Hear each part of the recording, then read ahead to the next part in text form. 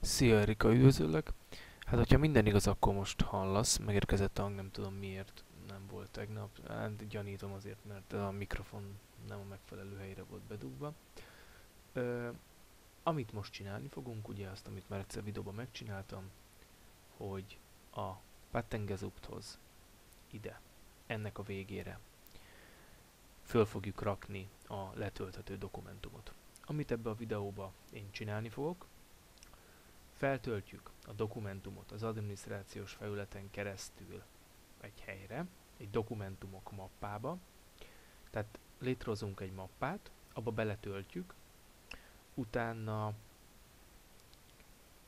megírjuk ehhez a dokumentumhoz a linket, majd egy cikkkezelőbe be fogjuk linkelni ezt a letöltést. Tehát akkor menjünk is bele. Ugye innen kezdünk, adminisztrációs felület vezérlőpultjából. Első lépésnek belemegyünk a médiakezelőbe. A médiakezelőbe, mert szeretjük ugye a rendet, itt vannak nekünk különböző mappáink 2013-tól 16-ig, egy banner, képek, stb. Stb. Ide létrehozunk egy olyan mappát, aminek az lesz a neve, hogy dokumentumok. Ezt úgy tudjuk létrehozni, hogy itt látod lentebb, van egy ilyen kis lehetőségünk, ez az elérési útvonal, amiben ezek a mappák vannak, és ide beírom, hogy azt a mappát szeretném létrehozni, aminek az lesz a neve, hogy dokumentum. És rákattintok arra, hogy mappa létrehozása, és a létrehozás befejeződött, és itt van a mappám, hogy dokumentumok. Ebbe a mappába én belemegyek, és ide föltöltöm azt a anyagot, azt a dokumentumot, amit te elküldtél nekem, az ugye ez lesz az. Azért itt megnyitom, megmutatom. Ezt küldted nekem e-mailbe, ezt fogjuk most föltölteni.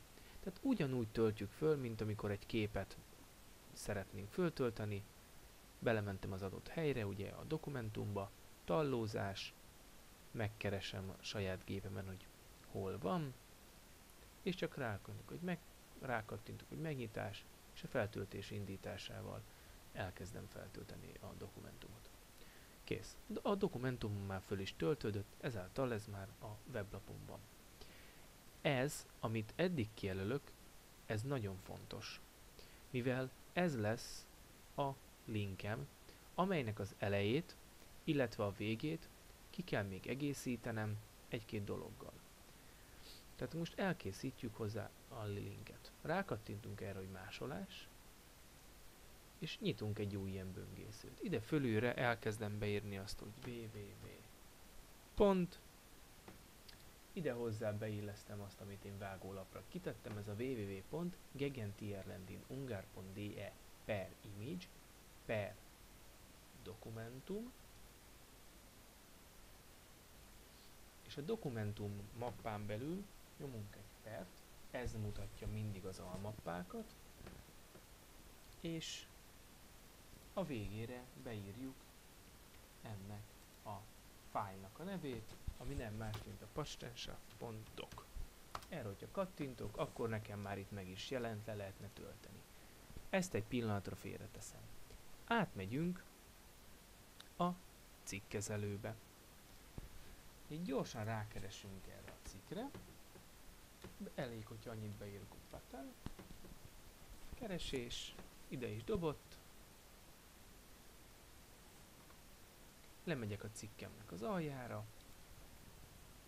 Ütök egy-két entert. Középre igazítom. És beírom, hogy download. Így. Adok neki egy jó nagy méretet. Félkövérré teszem. Majd itt található hivatkozás beszóillesztése, módosítása. Erre rákattintok, ezt az első ablakot bezárom, és ide ezt a linket, amit az előzőekben kimásoltam, ezt a linket ide beillesztem. És rámegyek, hogy rendben. Ezáltal nekem ez a download feliratom hozzáíródott a Pattengezuthoz. Erre kattintok, akkor egyből megjelenik a nyomtatvány.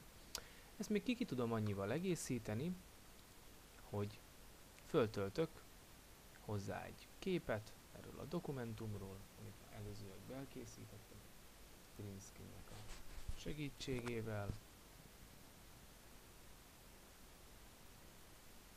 Csak egy sima képet hozzáillesztünk a dokumentumokból.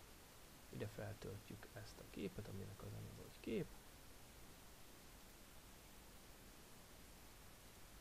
És beszúrom. Az egészet lemettem.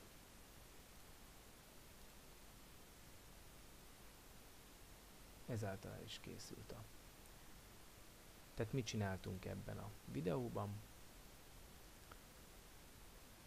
Indultunk a vezérlőpultról, bementünk a médiakezelőbe, a médiakezelőbe létrehoztuk a dokumentum mappát, a dokumentum mappába feltöltöttük a dokumentumot, feltöltöttük a képet, kimásoltuk ezt a elérhetőséget, elejére beírtuk a www pontot, mögé beírtuk per pattenschaft.doc címet, ez maga a dokumentumnak a neve. Utána átmentem a cikkkezelőbe, rákerestem a patent cikkre, és a végére beillesztettem a downloadra, és erre égezítottam egy linket.